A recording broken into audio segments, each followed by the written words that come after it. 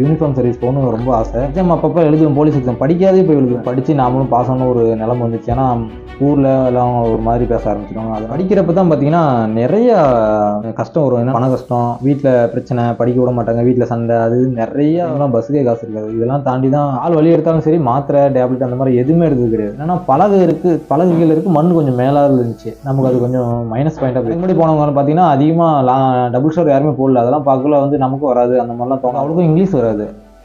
இன்டர்வியூனாவே English அதிகமாக கேட்பாங்க. அந்த மாதிரிலாம் எனக்கு ஒரு தாட் இருந்துச்சு. இன்டர்வியூ கால் போகிறதுக்கு முன்னாடி ஒரு ஹால் கூட்டி போவாங்க. அங்கே வந்து அனைவருக்கும் வணக்கம். என்னுடைய பேர் சுரேந்தர் சீனிவாசன். நான் பார்த்தீங்கன்னா சேலம் மாவட்டம் மலப்பை வட்டம் பழனிபுரம் கிராமத்தை சேர்ந்தவன். நான் சமீபத்தில் நடந்து முடிந்த 2023 எஸ்ஐ எக்ஸாமில் தேர்ச்சி பெற்று தாலுகா எஸ்ஐயாக செலக்ட் ஆகியிருக்கேன். தாலுகா எஸ்ஐ போஸ்ட் கிடச்சிச்சு. அதுக்கு நான் என்ன பண்ணேன்னா எக்ஸாம் பாஸ் பண்ணேன், ஃபிசிக்கல் கிளியர் பண்ணிட்டேன். ஃபிசிக்கல் ஃபுல் ஸ்டார் அடித்தேன். அடுத்து இன்டர்வியூ ரெடி ஆகிறப்போ வந்துட்டு எப்படின்னு எனக்கு ப்ரிப்பரேஷன் பண்ணுறது என்னென்னு ஒன்றுமே ஐடியாவே இல்லை. எனக்கு அவ்வளோக்கும் இங்கிலீஷ் வராது. இன்டர்வியூனாவே இங்கிலீஷ் அதிகமாக கேட்பாங்க. அந்த மாதிரிலாம் எனக்கு ஒரு தாட் இருந்துச்சு. சரி, அதுக்காண்டி ஐடியாவே இல்லை.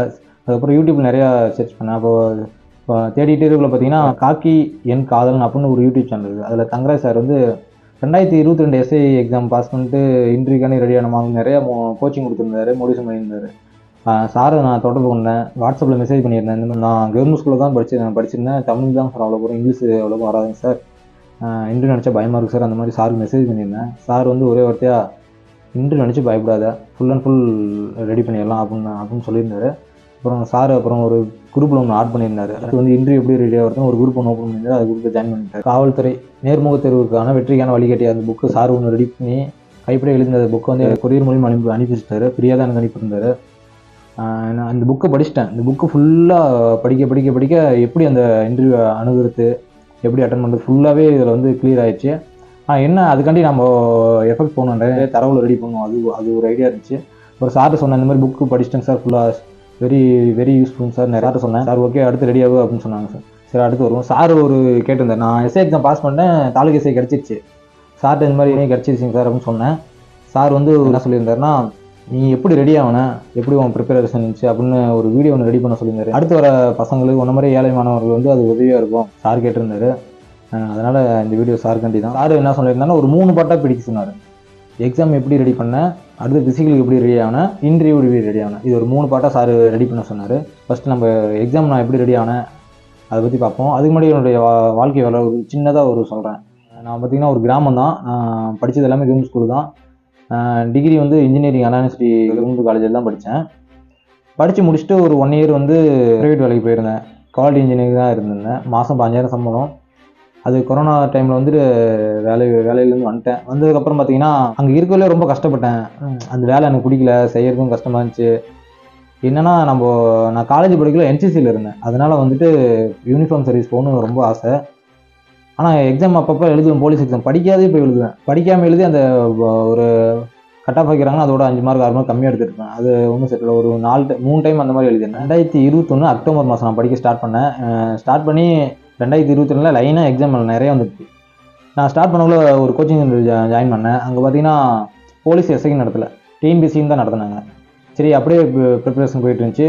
குரூப் ஃபஸ்ட்டு எடுத்தோன்னே குரூப் 2 எழுதினேன். அடுத்தது குரூப் 1 எக்ஸாம் வந்துருந்துச்சு. எஸ்ஐ எக்ஸாம், அதுலேயும் எஸ்ஐ எக்ஸாம் 2022 எஸ்ஐ எக்ஸாம் எழுதிருந்தேன். அதில் எக்ஸாம்லேயே ஒரு மார்க்கில் போயிடுச்சு, 1 மார்க்கு 2 மார்க்கில் தோல்வி அடைஞ்சிட்டேன். அடுத்து குரூப் 4 எக்ஸாம் வந்துச்சு, அதையும் எழுதினேன். அதுலேயும் டிஎன்பிசி பக்கமே எனக்கு சுத்தமாக பிடிக்கல, அது படிக்கணும்னு ஆர்வம் ஒன்றும் வரல. திரும்பியும் வெல் ப்ரிப்பராக நல்லா முயற்சி பண்ணி ஒரு லாஸ்ட்டாக ஒரு போலீஸ் எக்ஸாம் நவம்பர் மாதம் வந்துச்சு 2022. போலீஸ் எக்ஸாமுக்காண்டி நிறைய ப்ரிப்பரேஷன் பண்ணியிருந்தேன். என்னென்னா 6லேருந்து 10 வரைக்கும் போலீஸ் எக்ஸாம் சிலபஸ் பார்த்தீங்கன்னா, சிலபஸ்ன்னு சொல்ல 6லேருந்து 10 வரைக்கும் ஃபுல்லாக படிக்க சொல்லிட்டாங்க. எதுலேருந்து தனித்தனியாக சிலபஸ் தெரியல போலீஸ் எக்ஸாம் பொறுத்த வரைக்கும். அதனால் 6 to 10 வரைக்கும் ஃபுல்லாக கவர் பண்ணிட்டு போய் எக்ஸாம் அட்டன் பண்ணியிருந்தேன். கரெக்டாக அவங்க வச்ச கட் ஆஃப் அதே கட் ஆஃப் எடுத்திருந்தேன். 58 வச்சுருந்தாங்க, அதே 58 நான் போட்டிருந்தேன். ஃபிசிக்கல் அதுக்கப்புறம் ஒரு 2 மாதம் கழிச்சு ஃபிசிக்கல் வந்துருந்துச்சு. அதையும் நல்லா ஃபுல் ஸ்டார் அடிச்சிருந்தேன். ஆனால் ஓவரால் அதில் போயிடுச்சு. ஓவரால் போனோடனே என்ன பண்ணிட்டேன், சரி இதுக்கப்புறம் ப்ரைவேட் வேலைக்கு போயிடலான்ட்டு ஒரு ஐடியா. நாங்கள் ஒரு 6 பேர் 7 பேர் ஒட்டுக்காக எழுதியிருந்தோம் ஒரே இன்ஸ்டியூட்லேருந்து. என்னாச்சுன்னா ஒரு 4 பேருக்கு கிடச்சிருச்சு. என் தம்பியும் ஒருத்தன், அவனும் கிடச்சிருச்சு. அவனுக்கு கிடைக்கவும் என்னாச்சுன்னா அதுக்கப்புறம் என்னால் வந்து ப்ரைவேட் வேலைக்கு போக முடியல. சரி திரும்பி ஒரு படித்து நாமளும் பாஸ் ஆகணும் ஒரு நிலைமை வந்துச்சு. ஏன்னா ஊரில் எல்லாம் ஒரு மாதிரி பேச ஆரம்பிச்சிடுவாங்க. அதனால் வந்துட்டு சரி நாமளும் போனால் தான் நமக்கு கொஞ்சம் மரியாதை, அந்த மாதிரி வீட்லேயும் சொன்னாங்க, நமக்கும் தோண ஆரம்பிச்சிச்சு. அதனால் என்ன பண்ணேன், திரும்பி என்னோடய ப்ரிப்பரேஷன் ஸ்டார்ட் ஆச்சு. எப்போனா நவம்பரில் 2022 நவம்பரில் படித்தேன். அதுக்கப்புறம் இடையில் பார்த்தீங்கன்னா ஒரு 4 மாதம் கேப் ஆயிடுச்சு. திரும்பி மார்ச்சில் என்னுடைய ப்ரிப்பரேஷன் ஸ்டார்ட் ஆச்சு. 2023 மார்ச்சில் ஸ்டார்ட் ஆச்சு. அப்படியே படிக்க ஆரம்பித்தேன். 2023 ஆகஸ்ட்டில் வந்து எக்ஸாமு. இதுக்கு இடைப்பட்ட காலத்தில் வந்து அந்த சிலபஸ் எடுத்துட்டேன். சிலபஸ் ஃபுல்லாக கவர் பண்ணிட்டேன். 11th 12th பார்த்தீங்கன்னா அந்த சிலபஸில் எந்தெந்த பாடம் இருக்கோ அது மட்டும் பிடிச்சி அது மட்டும் படித்தேன். கடைசி ஒரு 3 மாதம் லைப்ரரியில் தான் ஃபுல்லாக இருந்தேன். லைப்ரரியில் இதுக்குள்ள பார்த்தீங்கன்னா நான் மட்டும் தனியாக இருப்பேன். நான் மட்டும் தனியாக ஒரு மூலையில் பெஞ்சில் நான் மட்டும் தனியாக உட்காந்து நான் மட்டும் படிச்சுட்டு இருப்பேன். எஸ்ஐக்கு பார்த்தீங்கன்னா ஒரு லைப்ரரியில் ஒரு 3 பேர் படித்தாங்க. ஆனால் நான் மட்டும் தான் ஃபுல்லாக ப்ரிப்பேராக படிச்சுட்டு இருப்பேன். சைக்கோ மாதிரி படிச்சுட்டு இருப்பேன். பசங்க வெளியே கூப்பிடணும், வாடா போடலாம் சுற்றலாம் அந்த மாதிரிலாம் கூப்பிடுவாங்க. என்னோட என்ன போனது 2022 போலீஸ் எக்ஸாமில் தோல்வி அடைஞ்சிட்டேன். அது என்ன சொல்லுவாங்கன்னா இவனுக்கு வராது அந்த மாதிரிலாம் சொல்ல ஆரம்பிச்சாங்க. அதனால் எனக்கு வந்து ஜெயிச்சே ஆகணும், இதில் போய் ஆகணும், இதுதான் என்னோடய லாஸ்ட் எக்ஸாம் மாதிரி இருந்துச்சு. அதனால் சரி அதுக்காண்டி உட்காந்து ஏந்திரிக்கவே மாட்டேன். பசங்க டீ குடி கூட கூப்பிடுவாங்க, நான் போக மாட்டேன். உட்காந்து படிச்சுட்டே இருப்பேன். எப்பயுமே படிச்சுட்டே தான் இருப்பேன். ஒரு மாதிரி சைக்கோ மாதிரி ஆகிட்டேன். நான் மட்டும் நோட்ஸ் எடுப்பேன், நான் மட்டும் படிச்சுட்டே இருப்பேன். திரும்பி ரிவிஷன் பண்ணும் படிச்சுட்டே இருப்பேன். படிச்சுட்டே தான் இருப்பேன். எனி டைம் படிச்சுட்டே இருப்பேன். சாப்பிட்ற டைம் மட்டும் தான் நம்ம பிரேக் தவிர மற்றபடி ப்ரிப்பரேஷன் தான். டெய்லியும் வீட்டிலேருந்து பஸ்ஸில் தான் லைப்ரரி போவேன். அப்படி போகல பார்த்தீங்கன்னா எனக்கு இடையில ஒரு 20 நிமிஷம் இருக்கும். காலைல ஒரு 20 நிமிஷம், சாயந்தரம் ஒரு 20 நிமிஷம். இந்த டைமிங் மட்டும் எப்பயும் நம்ம வேஸ்ட் பண்ணவே மாட்டேன். ஏன்னா அந்த டைமிங் தான் வந்து புதுசாக ஒரு பாக்ஸு, அந்த புதுசாக இதெல்லாம் மைண்டுக்கு ஏறாதோ அதெல்லாம் மொபைலில் ஃபோட்டோ பிடிச்சிடும். அந்த மொபைல்லே தான் படிச்சுட்டு வந்துருப்பேன். அதை கரெக்டாக அந்த டைமிங் இடைப்பட்ட டைமில் படிச்சுன்னா அப்படியே மைண்ட் வந்துடும். அந்த மாதிரி என்னுடைய ப்ரிப்பரேஷன் இருந்துச்சு. ஃபஸ்ட் டைமிங் மட்டும் எப்பவுமே பஸ்ஸில் போகல அந்த புதுசாக படிக்கிறது மட்டும் எப்பயுமே விடுறதே இல்லை. ஒரு நாளைக்கு பார்த்தீங்கன்னா கிட்டத்தட்ட ஒரு நைட்டு 10 மணிக்கு வேணால் காலைல 4 மணிக்கு எழுந்துச்சு. ஒரு நாளைக்கு என்னுடைய தூக்கம் வந்து 6 மணி நேரம் தான் இருந்துச்சு. இடையில காலைல 4 மணிக்கு எழுந்துச்சுன்னா 6 வரைக்கும் படிச்சுட்டே இருப்பேன். புதுசாக ஃபுல்லாக 6 வரைக்கும் படிப்பேன். 6லேருந்து ஒரு 7:30 7:45 வரைக்கும் வீட்டில் இருக்க வேலையை செஞ்சுருவேன். அதுக்கப்புறம் 7:45 8 மணிக்கு பஸ் வந்துடும். நான் கடைசி ஒரு 3 மாதம் பார்த்தீங்கன்னா லைப்ரரியில் தான் படித்தேன். காலைல 8 மணிக்கு போனால் நைட் 8 மணி வரைக்கும் அங்கேயே தான் இருப்பேன். வெளியே வர மாட்டேன். 8 மணி ஆனால் தான் நான் லைப்ரரி விட்டே வெளியே வருவேன். கிட்டத்தட்ட ஒரு நாளைக்கு வந்து 12 மணி நேரம் 10 மணி நேரம் என்னுடைய ப்ரிப்பரேஷனாக இருந்துச்சு. படிக்கிறப்ப என்னென்னா இப்போது ஒரு புக்கை எடுத்து படிக்கிறேன்னா ஃபுல்லாக படிச்சிருவேன். படித்து திரும்பி ரிவிஷன் பண்ணக்குள்ள சில இதெல்லாம் ஞாபகம் வராது. அது மட்டும் நான் எழுதி வச்சு திரும்ப அதை மட்டும் தனியாக அந்த ஒரு நோட்ஸ் அது மட்டும் படிச்சுட்டு இருந்துச்சு. தெரியாத கொஸ்டின் மட்டும் தான் எழுதி வச்சு நான் படிப்பேன். இந்த படிக்கிறப்ப தான் பார்த்தீங்கன்னா நிறையா கஷ்டம் வரும். என்னென்னா பண கஷ்டம், வீட்டில் பிரச்சனை, படிக்க விட மாட்டாங்க, வீட்டில் சண்டை, அது நிறைய பிரச்சனை வந்துகிட்டே இருந்துச்சு. இதெல்லாம் தாண்டி தான் வந்துட்டு என்ன பண்ணுவோம், பஸ்ஸுக்கே போவோம். எனக்கு சில டைம்லாம் பஸ்ஸுக்கே காசு இருக்காது. இதெல்லாம் தாண்டி தான் பசங்கள்கிட்ட ஃபோன் பண்ணி கடை வாங்கி அந்த மாதிரி தான் படிச்சுட்டு இருந்தேன். நான் படிச்சுட்டுக்குள்ளே நிறைய பார்ட் டைம் ஜாப் போவேன். என்னென்னா பாக்குத்தோப்புக்கு, எங்கள் ஊரில் பாக்குத்தோப்பு வந்து ஃபேமஸ்ஸு. என்னென்னா காலைல 4 மணிக்கு போயிட்டு ஒரு பாக்குத்தோப்பில் இருக்க பாக்கெலாம் அறுத்து மூட்டை பிடிச்சி கொண்டு வந்து இறக்கிறது தான் வேலை. அதுக்கு பார்ட் டைமாக போவேன். அதுக்கப்புறமேட்டுக்கு கேட்ரிங் சர்வீஸ் அடிக்கடி பசங்க லைப்ரரியில் இருந்தனால லைப்ரரி பசங்கள்லாம் கேட்ரிங் சர்வீஸ் போவாங்க. அப்போ அவங்க கூட நானும் போயிடுவேன். கேட்ரிங் சர்வீஸ் போயிருக்கேன். நான் டைலரு, சின்ன வயசுலேருந்து நான் டைலரு. எப்போலாம் துணி தைக்க ஏதோ ஆர்டர் அதிகமாக இருந்தால் என்னை கூப்பிடுவாங்க. அப்போலாம் போய் தைப்பேன். ஒரு சட்டை ஃபுல்லாக நான் தைச்சிருவேன். எங்கள் அப்பா வந்து டைலரு, நான் டைலர் ஆகணும்னு நினச்சேன். ஆனால் எங்கள் அப்பா வந்து ஏற்றுக்கல. அது நீ படித்த படிப்புக்கு தான் வேலைக்கு போகணும் அப்படின்னு சொல்லிட்டாரு. துணியை எங்கள் அப்பா தைக்க கற்றுக் கொடுக்கல. ஆனாலும் எங்கள் அப்பாவால் டைலரிங் வேலை செய்ய முடியல. அவருக்கு விவசாயம் தான் பண்ணிகிட்ருக்கோம். எங்கள் அப்பா அம்மா விவசாயம் தான் பண்ணுறாங்க. இப்படியே நான் வேலைக்கு போயிட்டு படிக்கவும் செய்வேன். படிச்சுட்டு இருக்கல பார்த்தீங்கன்னா கடைசி ஒரு 2.5 மாதம் சிலபஸ் நல்லா ஃபுல் ப்ரிப்பேராக கவர் பண்ணிட்டு கடைசி ஒரு 5 நாள் பார்த்தீங்கன்னா ரிவிஷன் மட்டும் வச்சுக்கிட்டேன். எக்ஸாம் வந்து பார்த்தீங்கன்னா ஆகஸ்ட் 20 வாக்கில் நடந்துச்சு. கடைசி ஒரு 5 நாள் வந்து ஃபுல் ஒரு ரிவிஷன் மட்டும் வச்சுட்டேன்.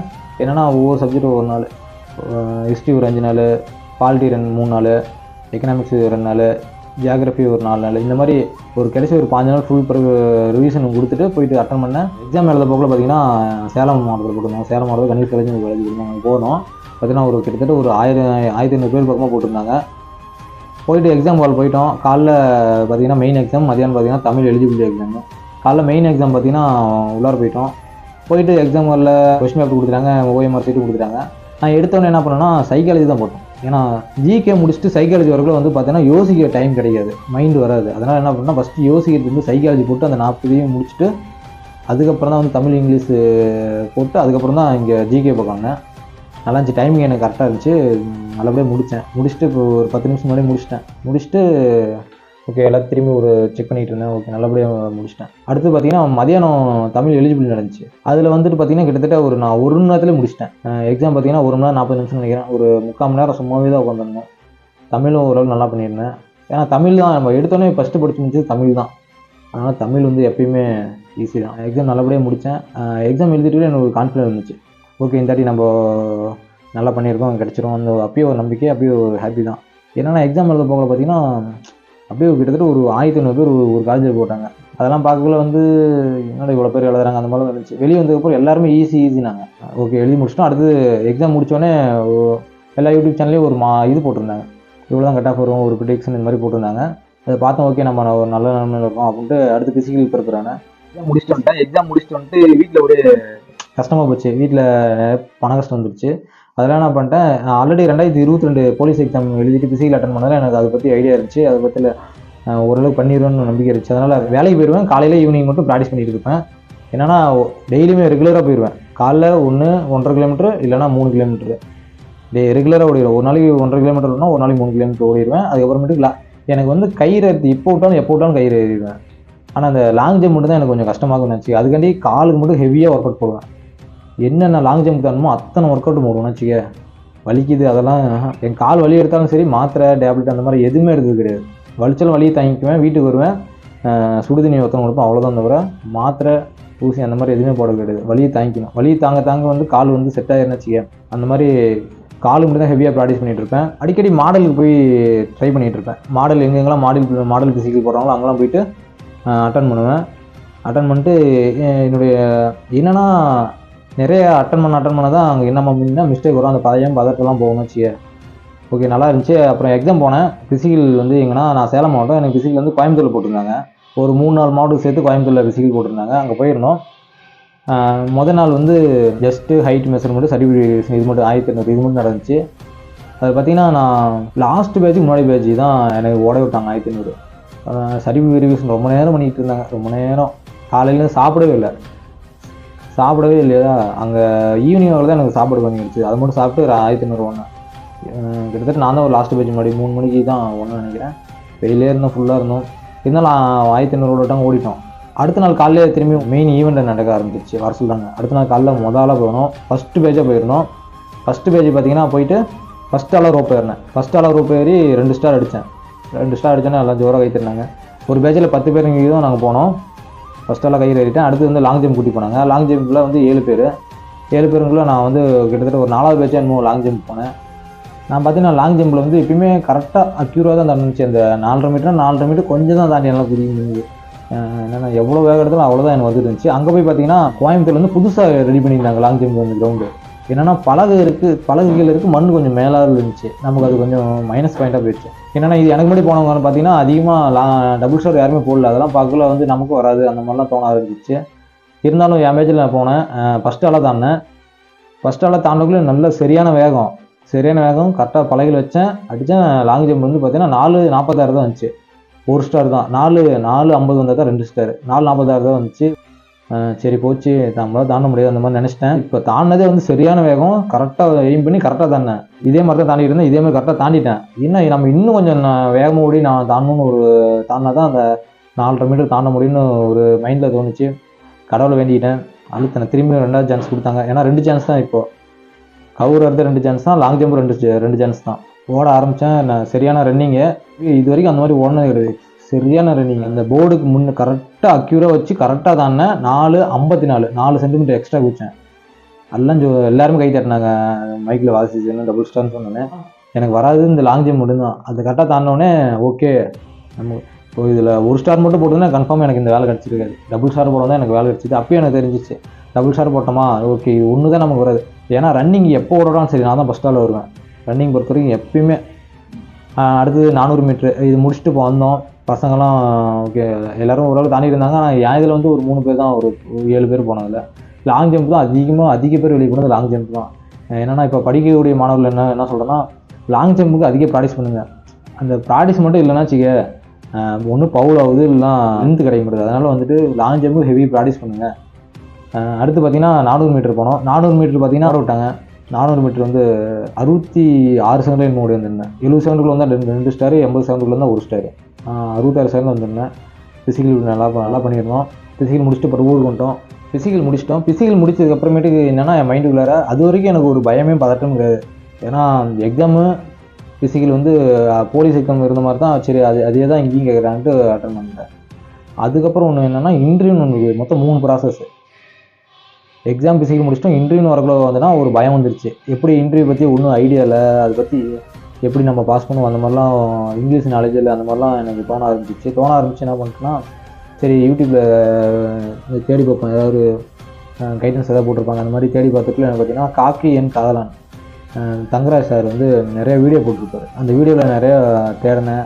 அதில் பார்க்கல பார்த்தீங்கன்னா இன்டர்வியூ வந்து கைடன்ஸ் கொடுத்துருந்தாரு.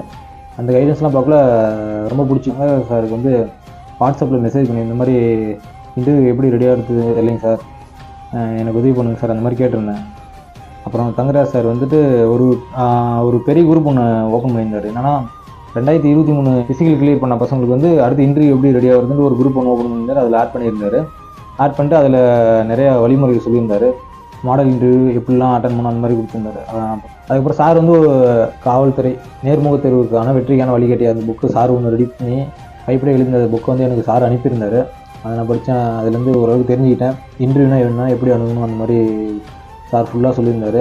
அதுக்கப்புறமேட்டுக்கு சார் சொல்லியிருந்தேன், சார் புக்கு ஃபுல்லாக படிச்சிட்டேன், நல்லா இருந்துச்சிங்க சார், எனக்கு என்னென்னே தெரியாதுச்சு இன்டர்வியூ பற்றி ஓரளவுக்கு தெரிஞ்சிச்சு அப்படின்னு சார் சொன்னேன். அதுக்கப்புறம் சார் வந்து ஓகே இதில் இருக்க வழிமுறைகள் வந்து பின்பற்றி சார் ஒரு பெரிய நோட் ஒன்று போட்டு ஒவ்வொன்றுக்கும் பிரித்து எழுத சொல்லியிருந்தார். என்னென்னா சார் சிஆர்பிஎஃப்ல இன்ஸ்பெக்டராக இருக்கார். கரெக்டாக எங்களுக்கு பிசிக்கல் முடிஞ்சு சார் வந்து லீவ் போட்டு வந்திருந்தார். அந்த 2 மாதம் வந்து எங்களுக்கு சார் வந்து ரொம்ப உறுதுணையாக இருந்தார். என்னன்னா இன்டர்வியூக்கு எப்படி ரெடியாக வருது அதை பற்றி வீடியோ நிறைய யூடியூப்ல அப்லோட் பண்ணிகிட்டே இருப்பார் சார். அதெல்லாம் பார்க்க ஓகே ஓரளவுக்கு இது நல்லா நிறைய தெரிஞ்சுக்கணும்னு வச்சுக்க. அதுக்கப்புறம் டெய்லி ஈவினிங் வாக்கில் வந்துட்டு போன வருஷம் பேட்ச், அதாவது 2022 எஸ்ஐ வந்து ட்ரைனிங் இருக்க மாணவர்கள் வச்சு ஈவினிங் வந்து ஒரு கூகுள் மீட்டிங் நடத்துவார். அந்த மீட்டிங் வழியாக என்னென்ன கொஸ்டின் கேட்டாங்க, எப்படி அணுகணும், எல்லாமே ஃபுல் அண்ட் ஃபுல் அதில் நம்ம டவுட் கேட்டுக்கலாம் எல்லாமே சார் எல்லாமே ரெடி பண்ணி கொடுத்தாரு எங்களுக்காண்டி. அந்த கிட்டத்தட்ட எங்களுக்காண்டி தான் காலையிலேருந்து சாயந்தரம் வரைக்கும் சார் டெய்லி மோட்டிவேட் பண்ணிகிட்டே இருப்பார். சார் பார்த்திங்கன்னா அங்கேயே எப்படி இன்டர்வியூ ஹாலுக்கு நுழையணும், எப்படி நம்ம பேசணும் எல்லாமே அவரே செஞ்சு காமிப்பார். அதெல்லாம் பார்க்கல நிறைய தெரிஞ்சிட்டோம். சார் அப்புறம் தனிப்பட்ட முறையில் என்ன சொல்லியிருந்தாருன்னா ஒரு நோட்டை போட்டு எப்படி இன்டர்வியூ என்னென்ன இது இருக்குது, செல்ஃப் இன்ட்ரோ, உன்னை பற்றி சொல்ல அந்த மாதிரி ஆரம்பிச்சு சொல்லுவார். சார் இப்போது என்னோடய செல்ஃப் இன்ட்ரோ ஃபுல்லாக நான் ஒரு வீடியோ மாதிரி ரெடி பண்ணி சாருக்கு அனுப்பினேன். சாரை பார்த்துட்டு நிறைய குறைகள் சொல்லுவார், அதை மாற்றிக்குவேன். அதுக்கப்புறமேட்டுக்கு ஒவ்வொரு டாப்பிக்கும் பற்றி ஒரு 5 பேஜ் விட்டு அதை பற்றி எல்லாம் சொல்லுவார். என்னென்னா என்னுடைய பொழுதுபோக்கு, என்னுடைய மாவட்டம், என்னுடைய ஊர், என்னுடைய பேர், அப்பா அம்மா என்ன பண்ணுறாங்க, இதெல்லாம் ஒவ்வொரு டாபிக் போட்டு அதுக்குள்ளார இப்போ இன்டர்வியூ என்னென்னா என்னை பற்றியே தான் கேட்க போகிறாங்க, என்னை சுற்றி நடக்கிறது தான் கேட்க போகிறாங்க. ஏன்னா எக்ஸாமில் என்னுடைய அறிவு சோதிச்சிட்டாங்க, ஃபிசிக்கலில் என்னுடைய உடல் திறந்து சோதிச்சிட்டாங்க. அடுத்து என்னென்னா என்னுடைய மைண்ட் செட்டு, நான் எப்படிப்பட்டவன், எனக்கு என்ன திறமைக்கு, இதெல்லாம் சோதிக்கிறதுக்கு இன்டர்வியூ நடக்குது. அதனால் என்னை சுற்றி தான் கொஸ்டின் கேட்க போகிறாங்க. அதனால் நான் ஃபுல்லாக வந்து என்னை சுற்றி ஃபுல்லாக கவர் பண்ணேன். கைப்பட எழுதி திரும்ப மைண்டில் ஏற்றி அதை சொல்லி பார்ப்பேன். எப்படின்னா லைப்ரரி போயிடுவேன். லைப்ரரி பசங்க வந்துட்டு 2 பசங்களை கூட்டி போயிட்டு இந்த மாதிரி கொஸ்டின் கேளுங்கடா, என்னை சுற்றி இன்டர்வியூ மாடல் இன்டர்வியூ நடத்துவேன். அங்கே தினந்தோறும் காலைல போனோன்னே ஃபஸ்ட்டு அதை முடிச்சிடுவேன். எக்ஸாமு ஃபிசிக்கல் அது படிக்கிறப்போ கூட எனக்கு அவ்வளோ ஒரு பயம் பதட்டம் இல்லை. ஆனால் இன்டர்வியூ நினச்சா தான் எனக்கு ரொம்ப பதட்டமாகிடுச்சு. அதுக்காண்டி ப்ரிப்பரேஷன் பண்ணிகிட்டு இருக்கலையும் வந்துட்டு பார்த்திங்கன்னா ஒரு மாடல் இன்டர்வியூ அட்டன் பண்ணால் என்னால் அதுக்கு மேலே பேச வரல. அவங்க ஒரு கொஸ்டின் கேட்குறாங்கன்னா அதுக்கு ஆன்சர் பண்ணிடணும். திரும்பி அதுலேருந்து போக இன்டர்வியூ வந்து அங்கே என் பக்கம் கொண்டு வரவும் இல்லை. நிறைய மாடல் இன்டர்வியூ அட்டன் பண்ண தான் இன்டர்வியூ வந்து புரிதலை ஏற்படுச்சு. அதுக்கப்புறம் தான் அதுக்கான சிந்தனை, அதுக்கான பேச்சாற்றெல்லாம் வந்துச்சு. அப்புறம் சார் பார்த்திங்கன்னா தங்கராஜ் சார் பார்த்திங்கன்னா டெய்லி ஒரு மோட்டிவேஷன் பண்ணிகிட்டே இருப்பார். டெய்லியும் காலைல ரன்னிங் விடுங்க, உங்களால் முடிஞ்சது பண்ணுங்கள், டெய்லியும் ஒர்க் அவுட் இருக்கணும், அதை மட்டும் சொல்லுவார். எங்களால் முடிஞ்ச அளவுக்கு நாங்கள் ஒர்க் அவுட் பண்ணுவோம். பண்ணிவிட்டு அந்த குரூப்லேயும் இன்றைக்கி என்ன பண்ணணும், இன்றைக்கி ஒர்க் அவுட் என்ன பண்ணீங்க அதை போட சொல்லுவார். அதையும் நாங்கள் பண்ணிகிட்டு இருந்தோம். அப்புறம் டெய்லியும் கண்ணாடி முன்னே பேச சொல்லுவார். ஓரளவு கண்ணாடி முன் நின்று பேசினேன். அது ரொம்ப யூஸ்ஃபுல்லாக தான் இருந்துச்சு. கண்ணாடி முன்னு பேச தான் நம்ம எப்படி நம்ம லாங்குவேஜ், பாடி லாங்குவேஜ்லாம் எப்படி இருக்குது அதை நம்ம நேராக பார்த்துக்கலாம்னு இருந்துச்சு.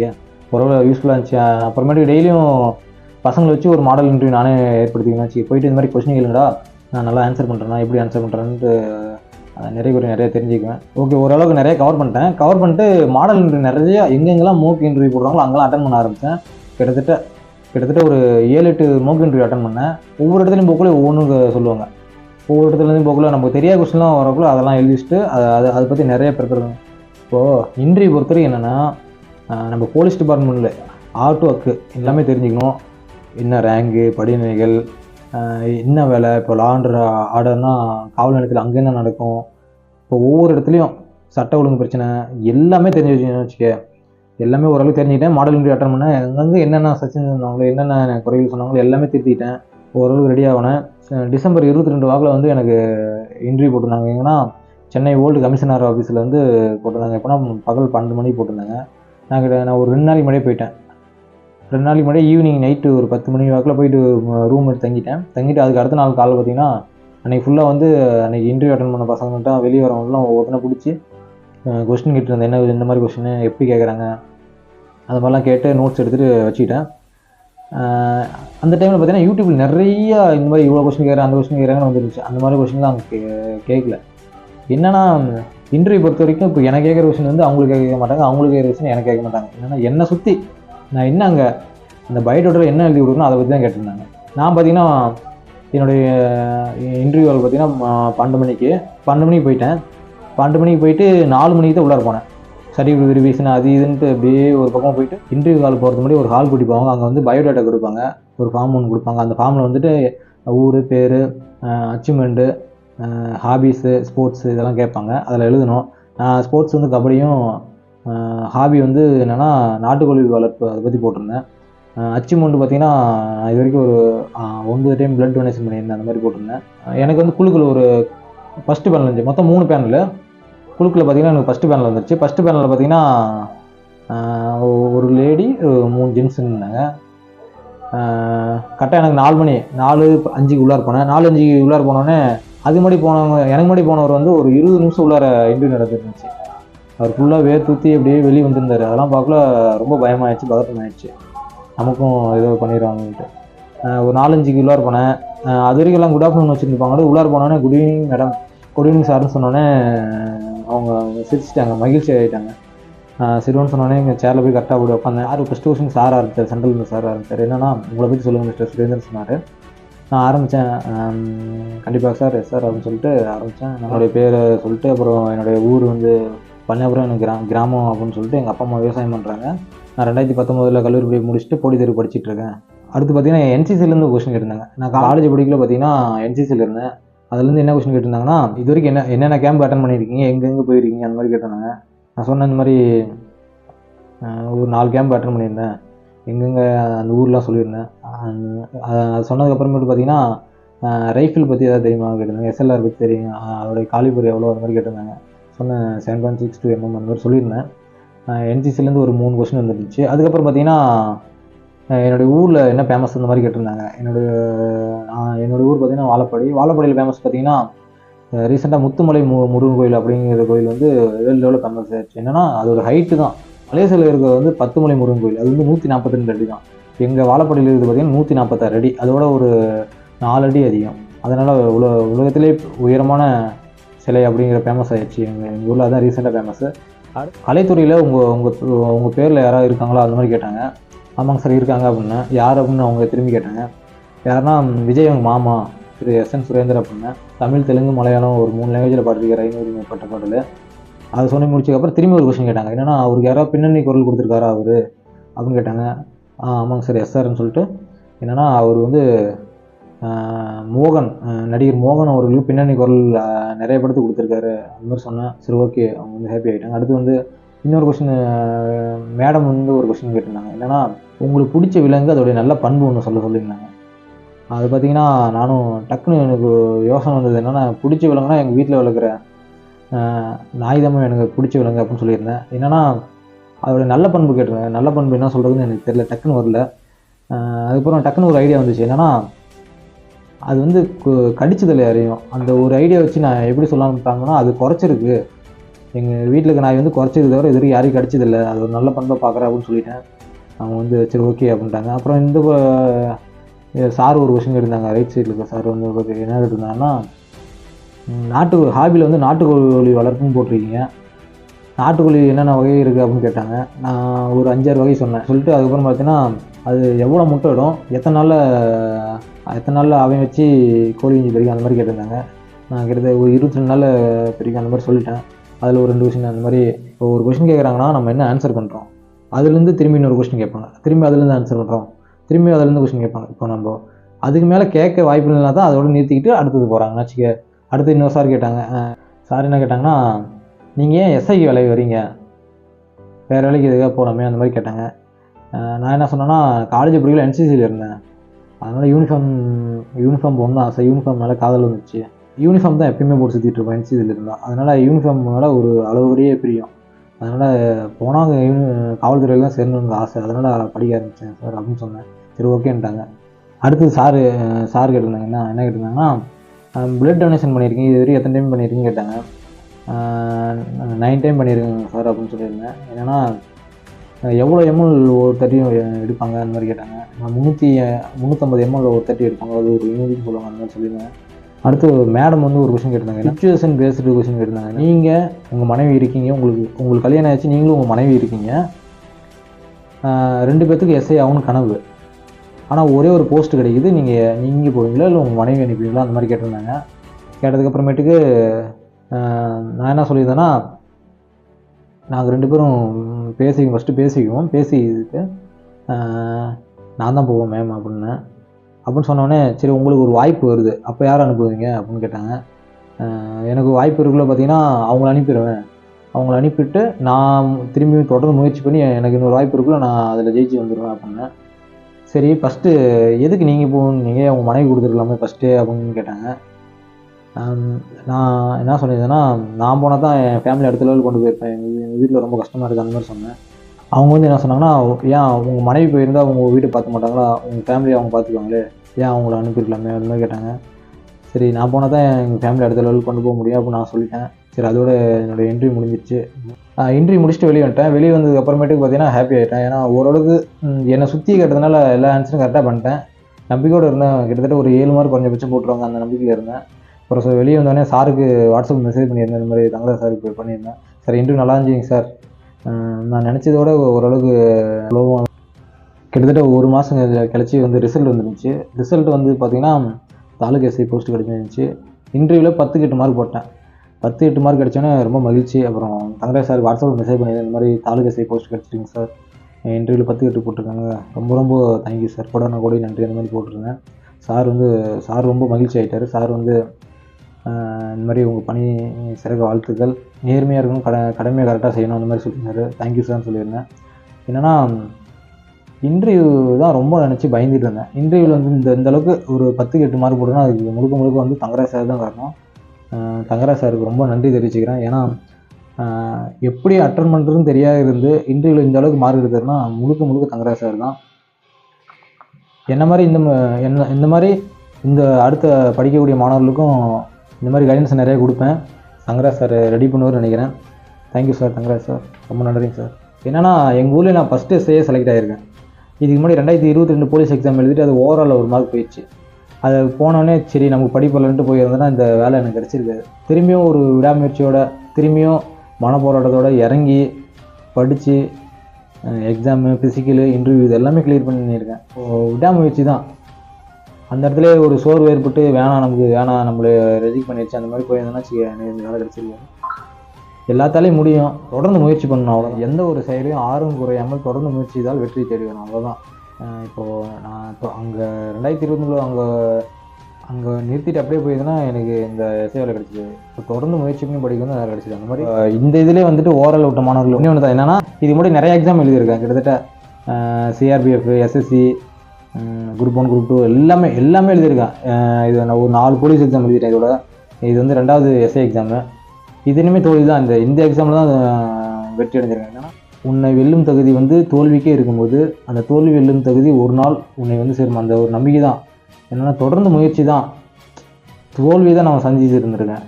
அந்த வெற்றி வந்து ஒரு நாளாவது அடைஞ்சிடணும், அந்த ஒரு நம்பிக்கை, ஒரு கான்ஃபிடென்ட்டோடு தான் படித்தேன். என்னை சுற்றி யாருமே நம்பலாலும் என் மேலே நம்பிக்கை வச்சு நான் படித்தேன், அவ்வளோதான். அந்த மாதிரி நீங்களும் படிங்க, பார்த்துக்கலாம், எல்லாத்துக்கும் கிடைக்கும். உங்களுடைய ஆர்வம் தான், தொடர்ந்து முயற்சி பண்ணி படிங்க, உங்களுக்கும் வெற்றி தேடி வரும், உங்களையும் அடையும். ஓகேவா? சார் வந்து அடுத்த டைம் இதே மாதிரி ஒரு கைடன்ஸ் கொடுப்பாரு, 2020 எஸ்ஐ பேட்சுக்கும் கொடுப்பாருன்னு ஒரு நம்பிக்கை.